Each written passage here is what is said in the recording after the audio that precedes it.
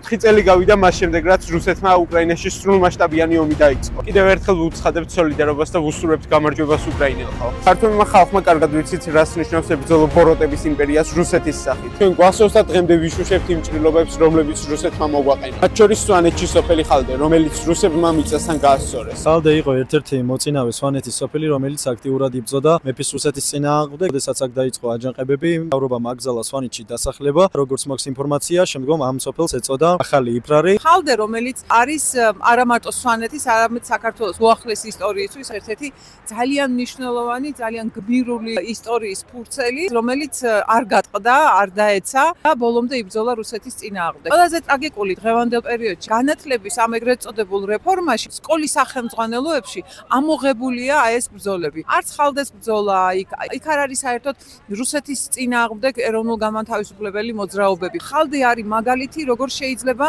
გაგანადგურონ, მაგრამ ვერ დაგიმორჩილონ. მსმენია, რომ რუსების დამსახურებით ეს ტერიტორია დღესაც დაუსახლებელია. ასევე მურმან-ლეიბანიძის ლექსიდან ამონარიც გავიხსენებ, შენ ვინ დაგტოვა უკოშკოდ ხალდე. ხალდე 1876 წელს მეფის რუსეთის წინააღმდეგ იბრძოდა. სვანები აჯანყდნენ მას შემდეგ, რაც რუსეთმა თამბაქოსა და არაღზე სააქციზო გადასახადი დააწესა. რუსებმა ამ აჯანყების დროს დიდი წინააღმდეგობის მიუხედავად სოფელი ხალდე მიწასთან გაასწორეს. დააკავეს და გადაასახლეს აჯანყებულები. დაანგრიეს 11 სვანური კოშკი. აიკრძალა სოფელ ხალდეში დასახლებაც. ასეთი ისტორია საქართველოს ბევრია. ამიტომ გვახსოვდეს ვინ არის ოკუპანტი და რომ ომს ყოველთვის რუსეთი იწყებს.